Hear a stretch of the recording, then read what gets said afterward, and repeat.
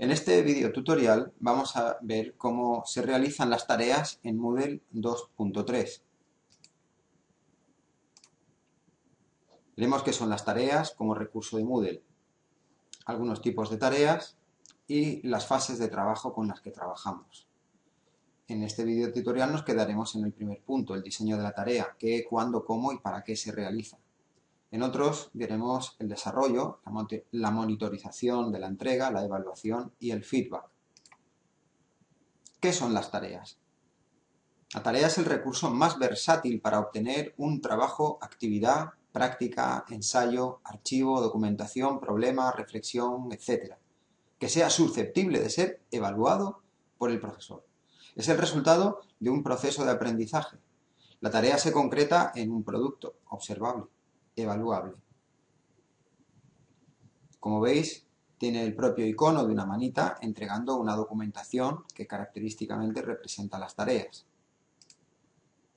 En versiones anteriores Moodle ofrecía tipos de tareas mediante un criterio instrumental. Así, había un tipo de tarea por entrega de archivo, otro tipo por escritura en pantalla, otro tipo por ejecución externa.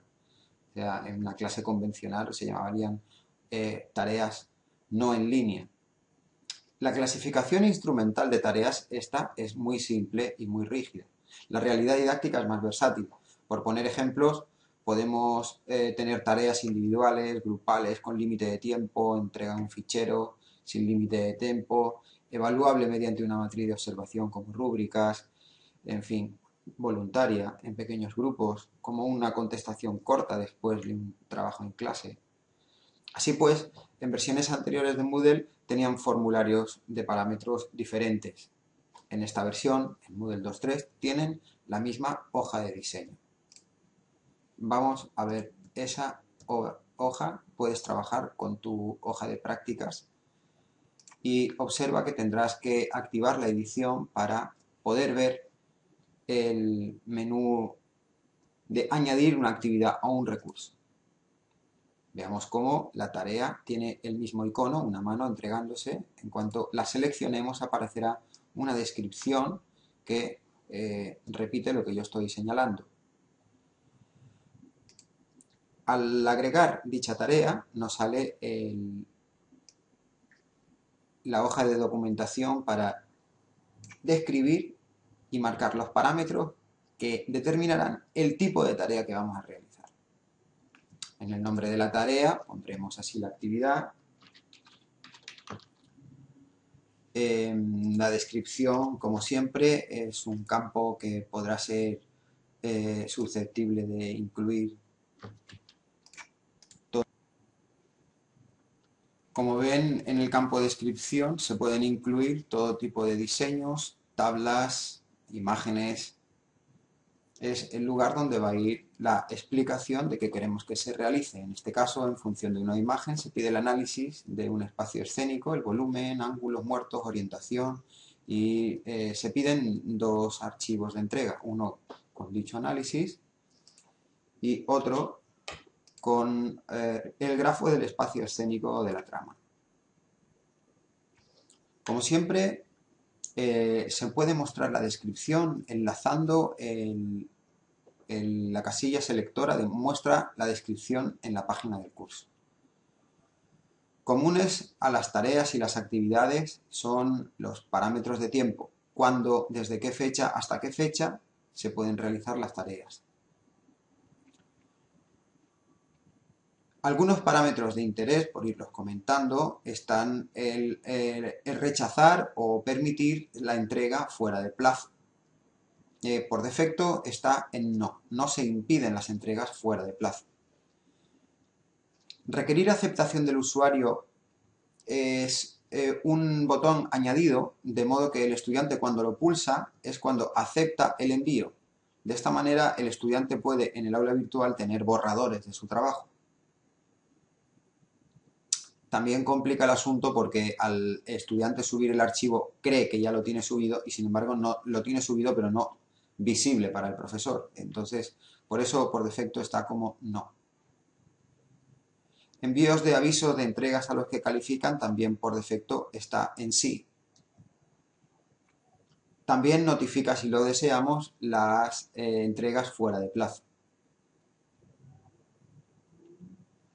Aquí, en el bloque de configuración de entrega, es donde en realidad se sintetizan los tres tipos de tareas que había en versiones anteriores. Ahora es posible tener texto en línea en una tarea independiente o no de que se puedan enviar archivos. Si queremos que el estudiante pueda escribir en la pantalla de la tarea, le pondremos que sí.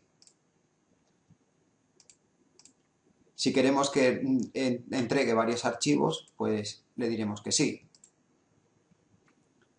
El número máximo de archivos subidos también debe ser indicado numéricamente. En este caso, en el ejercicio queremos dos, uno con un tipo de texto y otro con un tipo de imagen.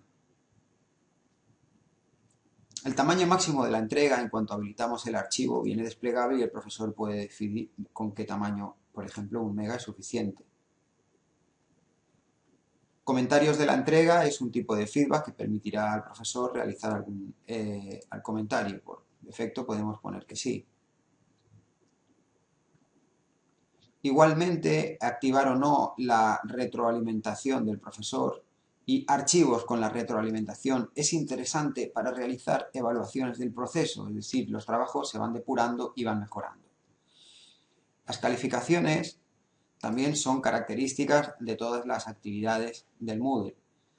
Podemos decidir con qué escala vamos a valorar. Recuerden que la escala numérica sobre 100 es la más versátil. Después se podrán poner multiplicadores para convertirlas en una escala de 10 con un decimal y es la que permite al sistema hacer cálculos en el calificador. También en la versión nueva de Moodle aparece el método de calificación. Es decir, podemos hacer rúbricas, un lugar donde podremos hacer tablas o guías de evaluación. Esto lo veremos en otro video tutorial sobre tareas. Igualmente, aquí aparecería la categoría del libro de calificaciones. En este aula no hay categorías, por tanto no tiene ninguna categoría que mostrarnos.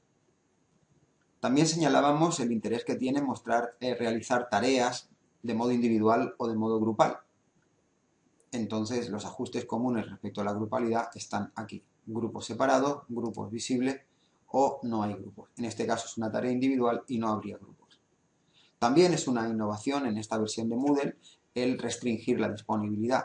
Es posible que podamos poner parámetros de modo que este recurso no sería visible, no estaría disponible para los estudiantes. Por ejemplo, entre ciertas fechas o, por ejemplo, en caso de que ante alguna actividad anterior o incluso en toda la actividad anterior, el estudiante vaya obteniendo en el libro de calificaciones al menos un porcentaje suficiente que haya realizado satisfactoriamente.